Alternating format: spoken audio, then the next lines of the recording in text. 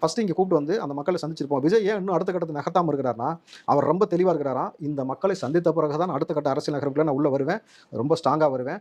அப்போ இறங்கி அடிக்கக்கூடிய அடி வந்து ஒவ்வொரு பேரும் கதற மாதிரி இருக்குன்றதுல ரொம்ப ஸ்ட்ராங்காக அதுக்கான வேலை நகர்த்தியாச்சு. இப்போ உங்களை இங்கே கூப்பிட்டு வந்து சந்திச்சு அந்த மக்களுக்கு தேவையான நிதியை கொடுத்தாச்சு ஏற்கனவே.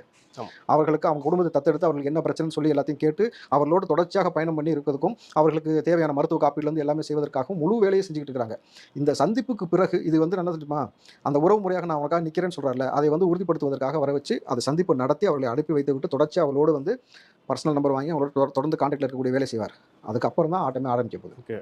அதுக்கப்புறமேட்டு நீ தான் சொல்கிறல, இன்னும் அடிக்க ஆரம்பிக்கிறதுக்கு முன்னாடி இவ்வளோ பேர் கதறல, இவ்வளோ பேர் இவ்வளோ பேசிட்டு இருக்கல, இனி அடி எப்படி இருக்கும் நீ பாரு. நல்லா தம்பி, நான் ஒரே ஒரு ஸ்டேட்மெண்ட் மட்டும் சொல்கிறேன், நிச்சயமாக ஆட்சி மாறும்.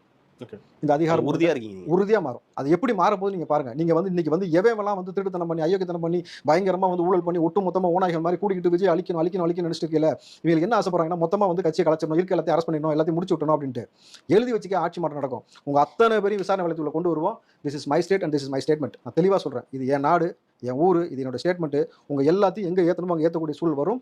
ஒருத்தனுக்கு உங்களுக்கு எல்லாம் பயந்துட்டு ஓடுறது எவனுமே ஓடுறதா இல்லடா. நான் நிக்கிறேன், நாங்க நிக்கிறோம், சந்திச்சுக்கலாம் காலத்துல.